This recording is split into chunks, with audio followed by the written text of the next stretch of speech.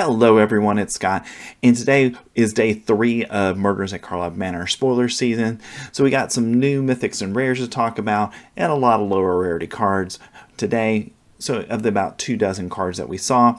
So let's dive in and talk about the newest cards from Murders at Carlisle Manor. So first we've got Drag the Canal. For a blue and a black mana, you get an instant, and you get to create a 2/2 white and blue detective creature token, and if a creature died this turn, you gain 2 life, surveil 2, then investigate.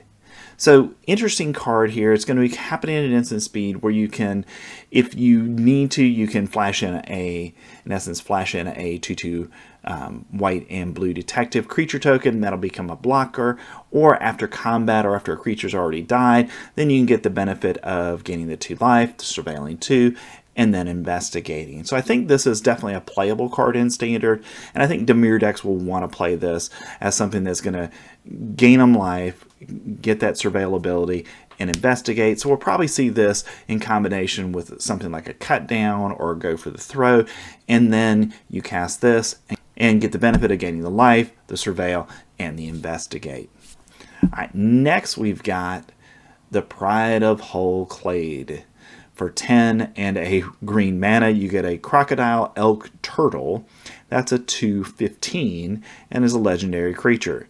And this spell costs X less to cast, where X is the total toughness of creatures you control.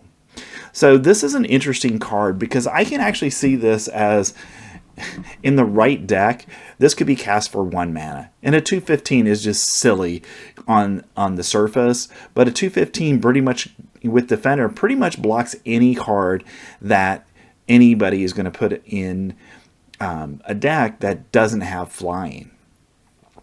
And you also can pay 2 and 2 blue mana, and until end of turn, target creature you control gets +1/+0 and gains whenever this creature deals combat damage to a player.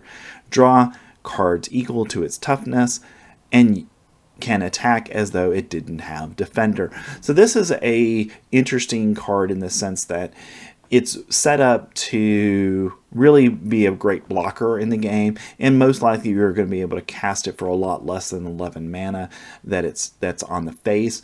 And then if you can, in the mid to late game, if you can pay the 4 mana to remove the Defender and then be able to deal combat damage with it, then you're going to get to draw cards.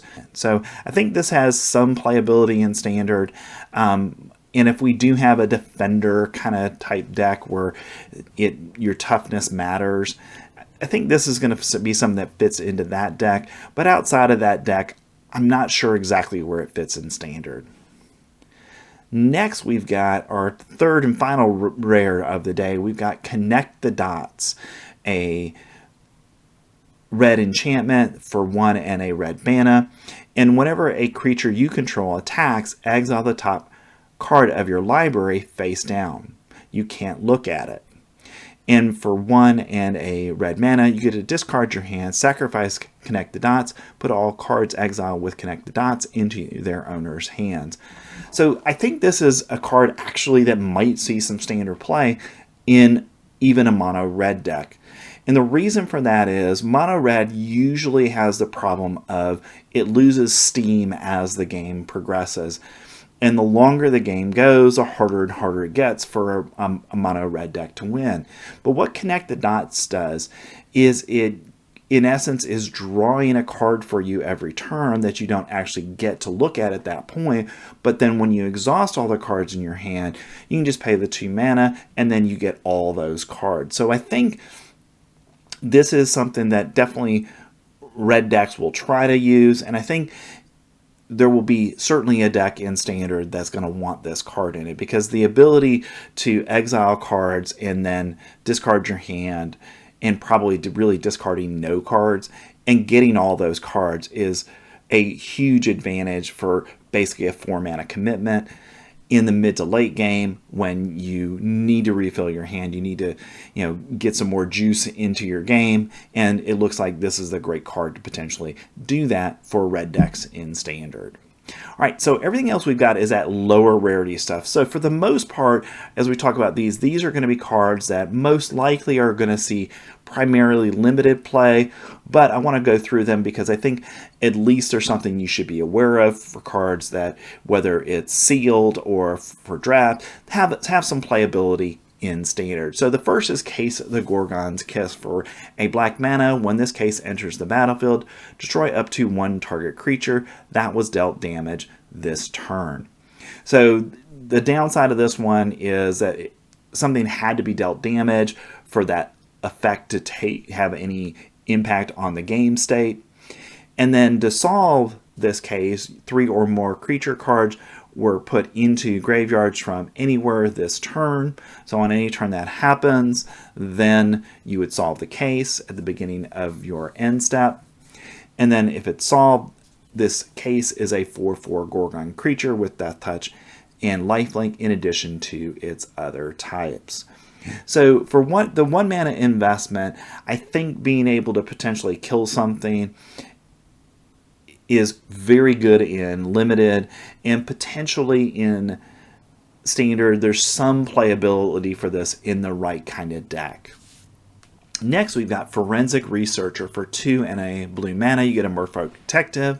That's a 1/3, and it has the ability to tap and untap another target permanent you control, or tap and collect evidence 3, tap target creature you don't control. So nice abilities on it for limited play, but I don't really see them as something that's going to see a lot of play in standard.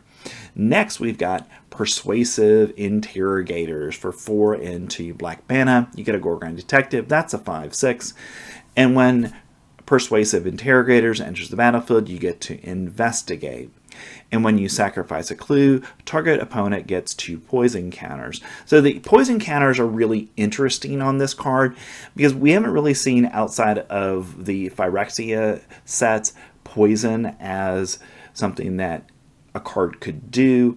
So I think this is interesting from that standpoint, and maybe our poison deck might want this as a top end, but for the most part I think this is really just going to be something that's limited playable, because 6 mana is a lot to invest in a card that only is going to give you an investigate token as it enters the battlefield. We really want more from our 6 drops than that, so I think for the most part, this is going to be a card that is going to see mostly limited play. Next, we've got Undercity Eliminator. For 3 and 2 black mana, you get a Gorgon Assassin. That's a 3/3. And when Undercity Eliminator enters the battlefield, you may sacrifice an artifact or creature. When you do, exile target creature an opponent controls. So this is definitely a limited playable card because this is creature removal. You have to sacrifice an artifact or a creature, but we're going to have a lot of investigate tokens in our decks most likely.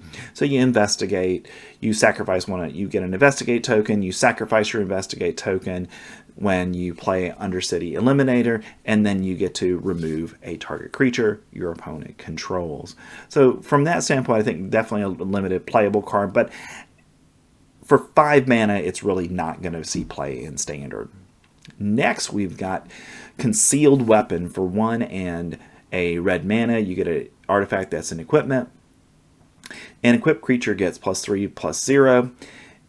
It has Disguise as well, so you can cast it with this card face down for 3 mana as a 2/2 creature with Ward 2. Turn it face up any time for its Disguise cost, and its Disguise cost is 2 and a red mana. And when Concealed Weapon is turned face up, attach it to target creature you control. Otherwise, your equip cost is 1 and a red mana. So I think in limited, this is definitely going to be a good card. You probably are going to play it for the 3 mana, and then you bring it in for its disguise cost, and then all of a sudden one of your creatures has 3 more power, and that can be something that's really strong and limited, where now maybe a card that you weren't going to be able to trade with, now you can because you were able to play this and attach it to a creature right away. So limited playable, probably not outside of that. Next, we have Harried Drone Smith for 3 and a red mana. You get a Human Artificer. That's a 2/3. And at the beginning of combat on your turn, create a 1/1 colorless Thopter artifact creature token with flying. It gains haste until end of turn. Sacrifice it at the beginning of your next end step. And we've seen cards like this before, so definitely in Limited, I would definitely want to play this because getting that creature every single turn that has the evasive ability of flying is going to be really nice. Now, for 4 mana, getting a 2/3, really not high on that as far as its likelihood to stay on the battlefield for a long time. So from that standpoint, not standard playable, but the fact that you're able to create that artifact every turn may have some value in standard. Next, we've got Culvert Ambusher for 3 and 2 green mana. You get a Worm Horror. That's a 4/5, and when Culvert Ambusher enters the battlefield or is turned face up, target creature blocks this turn if able, and its disguise cost is 5. So early in the game, you play this as a 2/2, and then later in the game, when you want to ambush something, you go ahead and pay the disguise cost. It flips, and now you've got your 4/5, and you're also doing this as it enters the battlefield, or if it's turned face up, target creature, that creature blocks this turn if able. So probably you're going to see this as more of an attacking ability, but it will force your opponent to block with a creature they probably don't want to, and that can be a blowout in a limited game. So I think this is a very solid card for Limited.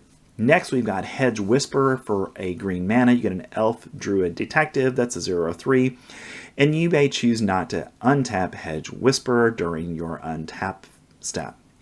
And you can pay 4 mana and tap Hedge Whisperer and collect evidence of 4, and target land you control becomes a 5/5 green plant boar creature with haste for as long as Hedge Whisperer remains tapped. It's still a land, activate only as a sorcery.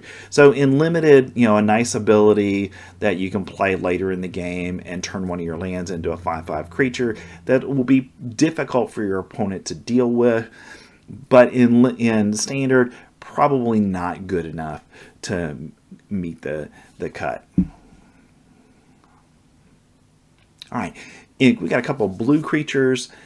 At the common slot, we got some interesting creatures as well that I want to talk about, again, mostly for limited purposes. All right, first we got Jaded Analyst for 1 and a blue mana. You get a Human Detective. That's a 3/2 with Defender.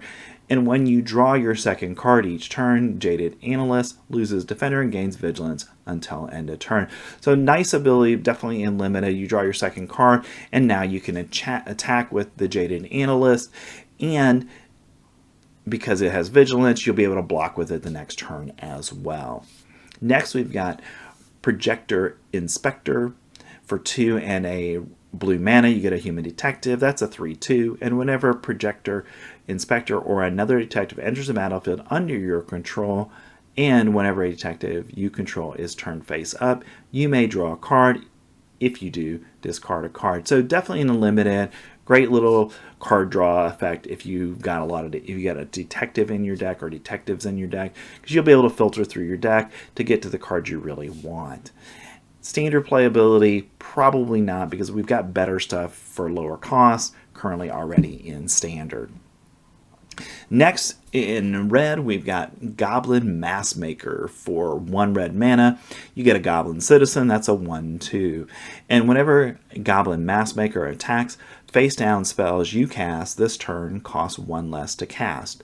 So I think this was designed to go in a deck where you're going to be cloaking cards, or you're going to be disguising cards, and with that in mind, I think it's a nice card in that kind of deck, because you're going to be able to play it early in the game, and then on turn 2 you can pay 2 mana and disguise something, assuming that your Goblin Massmaker attacked. And the fact that it's a 1/2 means it's more likely to survive in combat, so you should be able to do this a couple times in a limited situation and be able to get that value of reducing the cost of face down spells by 1 less if you're going to cast them.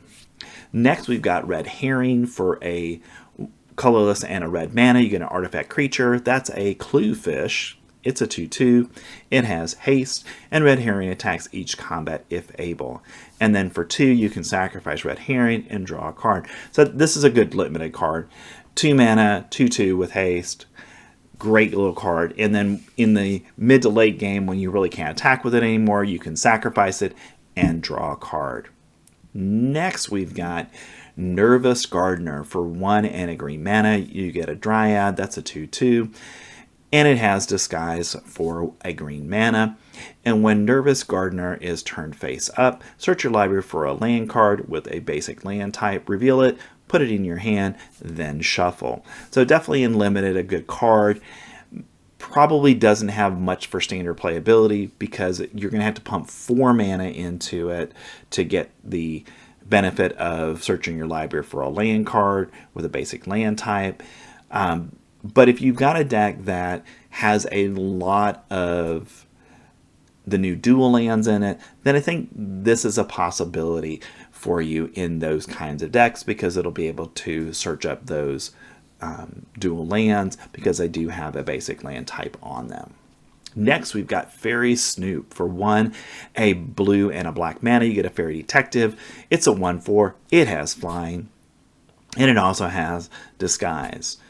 And its disguise cost is 1 and a hybrid, either blue or black mana, that you would pay twice. And when Fairy Snoop is turned face up, look at the top 2 cards of your library, put one of them in your hand and the other into your graveyard. So you initially get a 2/2 with that ward, and then when you flip it, it becomes a 1/4, so it can block some more things. And it also has flying, so that might allow you to block some things you otherwise wouldn't be able to block. And then you get the benefit of being able to look at your top 2 cards of your library and get one of those into your hand and the other into your graveyard. So it has an outside chance of some standard playability because it happens to be a fairy, and we do have sort of have a fairy deck in standard, and we'll have to see where that goes, but probably mostly a limited card. Next, we've got Magnetic Snuffler. For 5 mana, you get an artifact creature that's a construct. That's a 4/4. And when Magnetic Snuffler enters the battlefield, return target equipment card from your graveyard to the battlefield attached to Magnetic Snuffler. Whenever you sacrifice an artifact, put a +1/+1 counter on Magnetic Snuffler. So, good limited card. Not sure if it's going to see any standard playability because it really would need to be in a deck that has equipment that you could take out of your graveyard and then attach to it to make it better. Otherwise, I think for the most part, it's going to be really something that would have to be in an artifact deck to really see any standard playability.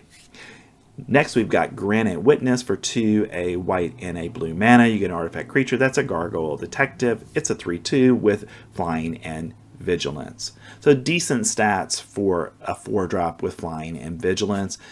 And it also has Disguise, and you can play it with a hybrid blue-white mana twice. And when Granite Witness is turned face up, you may tap or untap target creature.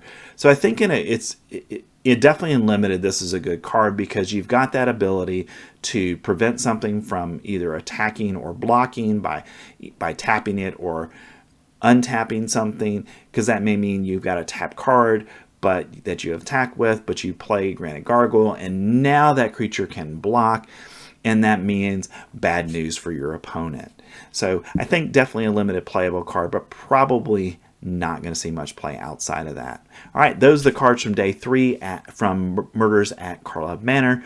Not a lot of great stuff here, but I think the 3 rares definitely have standard playability. Thanks for watching, and remember to like and subscribe to get further content like this. Thanks for staying to the end of the video, and if you haven't taken a look at it already, you can take a look at the day 2 and day 1 spoilers from Murders at Carlisle Manor. Thanks. I'll see you next time.